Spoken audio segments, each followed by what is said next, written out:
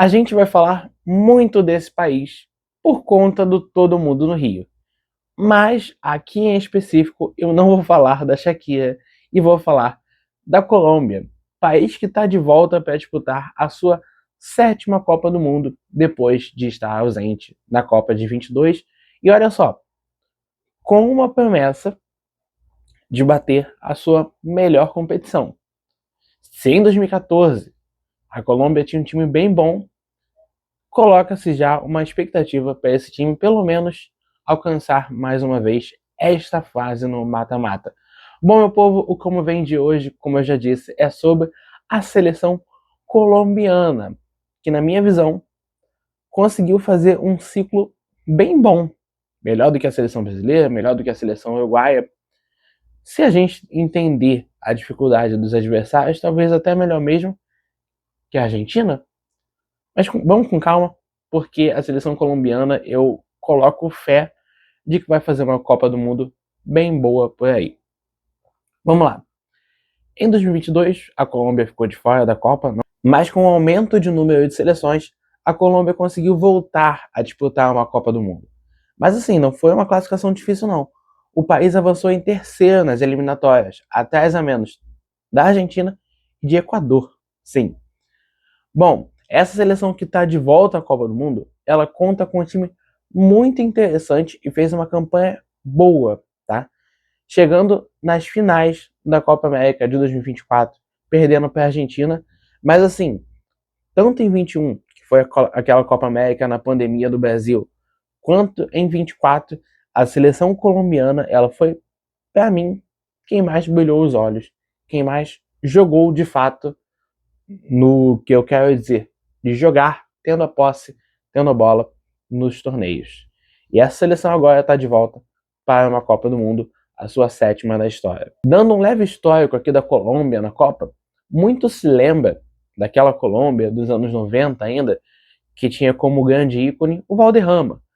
Mas acontece que a melhor campanha da Colômbia foi aquela de 2014, quando caiu para o Brasil nas quartas de final. Aquele time que tinha os Ramos Rodrigues, o Espina,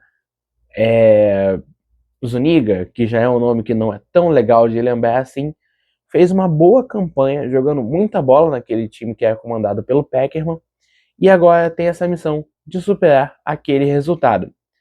Pós-eliminatórias, a Colômbia fez amistosos mais difíceis, meio que ali jogando contra seleções que a seleção brasileira também jogou. Acabou perdendo os dois duelos, tá? Tanto para a França, pelo placar de 3-1, quanto para a Croácia, pelo placar de 2-1. De fato, a seleção não foi bem, de fato, a seleção foi pressionada por esses dois adversários, mas ainda assim eu gosto da Colômbia ter se colocado a teste, diferente da Argentina. E lembro que, para essa Copa do Mundo, a seleção colombiana terá na fase de grupos de enfrentar Uzbequistão, República Democrática do Congo e Portugal.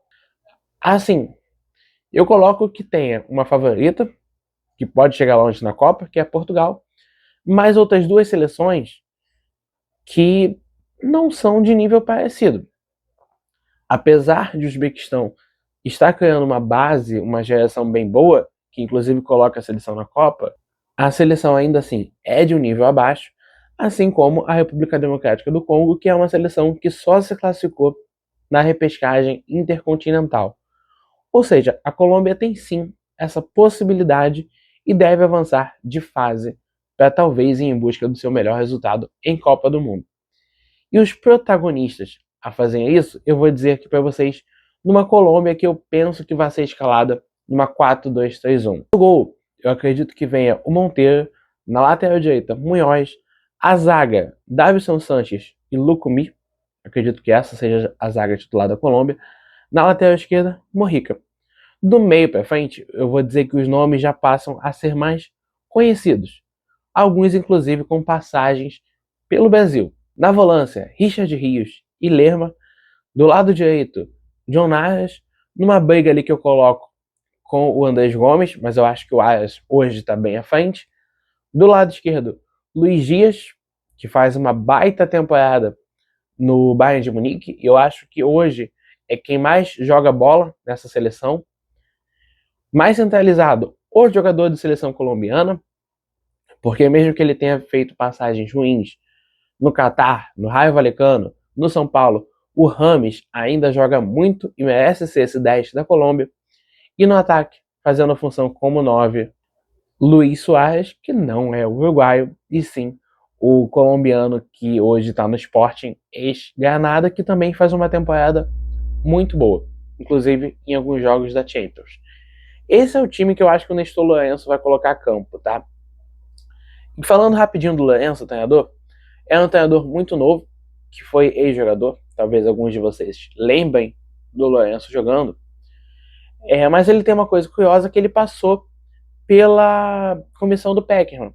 Então, apesar dele estar há pouco tempo como treinador e não ter muita essa experiência, ele já tem uma experiência considerável na comissão técnica da Federação Colombiana, o que pode ajudá-lo no torneio.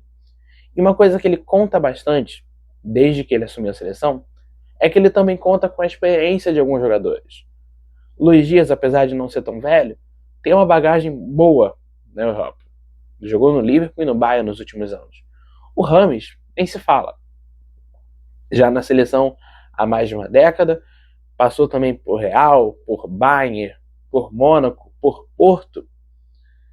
O Luis Suárez hoje também está num time forte. Enfim, uma seleção de bastante jogador com uma certa vivência, com uma certa experiência em jogos difíceis ou em competições difíceis.